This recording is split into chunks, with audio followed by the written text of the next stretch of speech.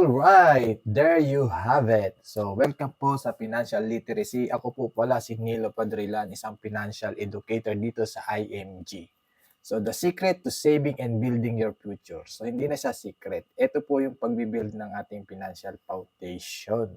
So, ito po yung step by step guide. So, unahin muna natin yung sa baba at ang huli ay sa taas.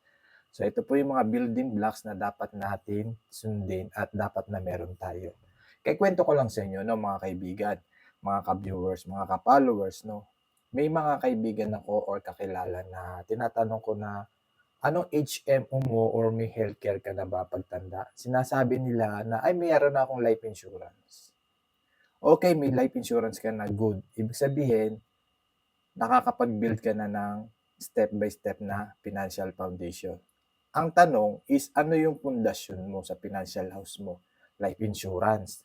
Tama. Kasi tinanong ko sa kanila, financial protection mo, sabi nila meron na daw silang life insurance. Ngayon, kung tutuusin, bago tayo mag-departure sa mundong ito, dadaan muna tayo sa hospital. Tama po ba? Type agree.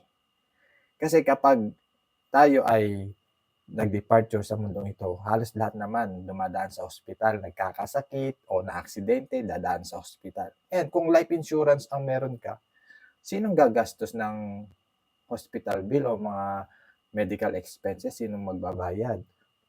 Diba? So, kung life insurance ang pundasyon mo, hindi naman masama yun. Kaso lang, dapat ang unang mong pundasyon ay healthcare. Sabihin na natin yung life insurance mo ay may kasamang benefits na critical illness or mga dreaded illnesses condition. Paano kung magpapacheck up ka pagtanda mo, simpleng check up, o yung hindi naman malalang sakit? So, kailangan mo pa rin ng healthcare. Di ba, yung life insurance, di ba, may kasama yung mga critical illness condition o ano. So, doon ka palang bibigyan ng benefits kapag critical ka na. Paano kung hindi ka naman critical? Ang tanong, paano kung hindi ka naman critical? Kailangan mo magpa-check up dahil meron kang lagnat, may na-dengue ka, na leptospirosis ka. So, kailangan mo ng healthcare. Kasi ang tatanungin sa'yo ng doktor is, meron ka bang HMO o healthcare na magagamit? Or kung wala, cash. Diba? Kadalasan kasi hindi tayo ma-admit kung wala tayong cash. At hindi din tayo may lalabas sa hospital kung wala din tayong cash. Diba? Or healthcare. Diba? So, kailangan ang pundasyon mong unahin ay healthcare. Yes, meron kang short-term healthcare sa kumpanya. Paano pagtanda mo? So, hindi mo madadala yung short-term healthcare na provided ng kumpanya sa inyo pag nag-retire ka na. So, dyan papasok yung pinopromote namin na Kaiser HMO. Kasi si Kaiser, may healthcare, may life insurance at investment. So, ibig sabihin, pa-jumpstart mo na yung solid financial foundation na tatlo. May healthcare ka na, may life insurance at investment. So, ang gagawin mo na lang is bawasan ng mga utang. Kailangan ma-zero out mo yung utang habang tumatanda at makapag-build ka ng emergency fund. Okay? So, unahin si healthcare na meron ka dapat short-term healthcare na ginagamit at meron kang long-term healthcare na magagamit pagtanda.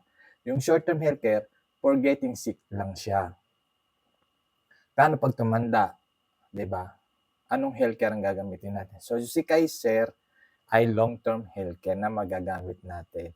So, sagot na niya ang what if we get sick, sa panahon na tayo nabubuhay, what if we die too soon, what if we live too long. So, meron ka ng tatlong benefits sa Kaiser. May healthcare, life insurance, at investment. So, kailangan step by step, unahin natin ang pag-build ng financial foundation, dapat matibay. Ang pundasyon mo talaga ay healthcare.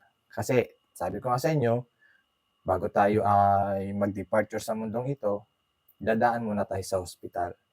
At sa hospital, sa Pilipinas, mahal magkasakit at mahal at magastos magpa-hospital. Ngayon, kung ikaw ay OFW or immigrant na sa ibang bansa, sa mayayamang bansa, paano kung gusto mo mag-for good sa Pilipinas at doon ka pa nagkasakit? So, anong gagamitin mong healthcare? Ano po? So, paano kung empleyado ka sa Pilipinas, nag-retire ka na? So, anong gagamitin mong healthcare? Okay lang ba sa'yo na ang pondo mong gagamitin sa pension mo, SSS or PhilHealth. Yun ang gusto mong baon. So, magdagdag tayo habang tayo may kinikita pa. So, dagdagan natin yung ating financial protection. Mag-avail tayo ng healthcare o Kaiser, HMO. Matutulungan ka ng mga IMG member, i-contact mo sila or message mo. Okay? Ngayon, life insurance, may access ka kapag naging IMG member ka, tapos tuturuan ka sa IMG kung paano ma-zero out yung utang step by step. Tapos tuturuan ka sa IMG kung paano magkaroon ng emergency fund.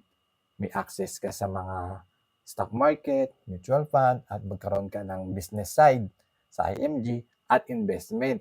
Habang ikaw ay nagtatrabaho, bigyan mo ng trabaho yung pera mo para pares kayo nagtatrabaho. Magkakaroon ka ng access sa stock market, mutual fund, 'di ba, sa real estate at business. So, yun ang maganda sa IMG. IMG is a total financial solution. May access ka sa lahat ng mga to.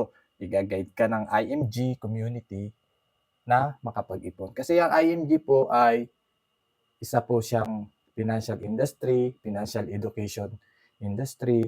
IMG is changing people from spender to saver to entrepreneur. Yun. So, maganda na natututo tayong mag-ipon sa tama at makapag-invest sa tama. Dito sa IMG, yung ipon mo, magagamit mo ng pangmatagalan. So, ang tanong ko po sa inyo mga ka-viewers, alin ang meron ka at alin ang wala ka pa? So, ganito ba yung solid financial foundation mo? Ang financial foundation mo ba na pundasyon ay matibay? May healthcare ka ba sa baba? Life protection? Zero out yung utang? May emergency fund ka na? Or investment? Or meron ka lang life insurance? Pero ang laki ng utang mo, wala kang emergency fund, wala ka ring investment, kahit mutual fund, pag-ibig, NP2 or negosyo. Tapos short-term healthcare lang ang meron sa'yo. So, paano yun pagka nag-retire ka na? So, dapat meron ka nito para meron kang peace of mind. So, kung gusto mo magkaroon nitong books, be part of IMG, mag-message ka lang sa akin para maturuan ka, mag-guide ka. And yan, follow me for more. And share mo na rin to sa iyong pamilya, kaibigan, kamag-anak kung nagustuhan mo tong video na to. Kasi ito yung financial blueprint. So, paano natin ito magagawa? Be part of IMG. Siyempre, hindi mo rin to magagawa kung hindi tayo magdadagdag ng pagkakakitaan. Siyempre, kung isa lang po nagkakakitaan mo, paano ka makakapag-ipon sa healthcare, sa life insurance, paano ka makakabayad sa utang, paano ka makakapag-build ng emergency fund, so paano ka makakapagdagdag ng investment mo sa mga mutual fund, stock market, kung isa lang pinagkakitaan mo. So, ang gagawin mo is dadagdagan ang pagkakakitaan mo. Maraming pagkakakitaan ngayon online.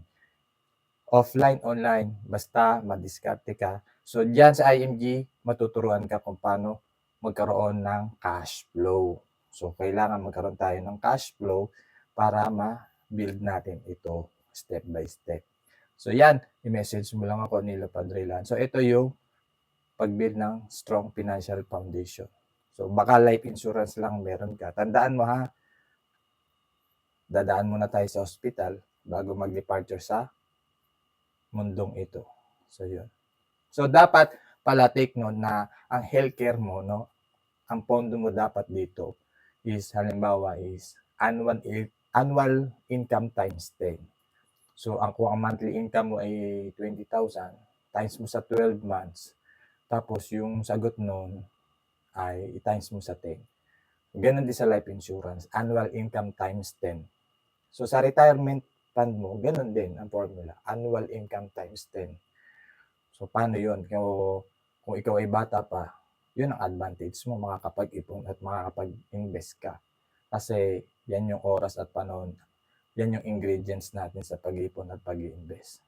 So, kung ikaw ay nasa edad 40 plus na pataas, kailangan mo ng umaksyon. Kasi mahirap mag-habol ng retirement pag matanda na. Okay? So, thank you for watching. Follow me for more.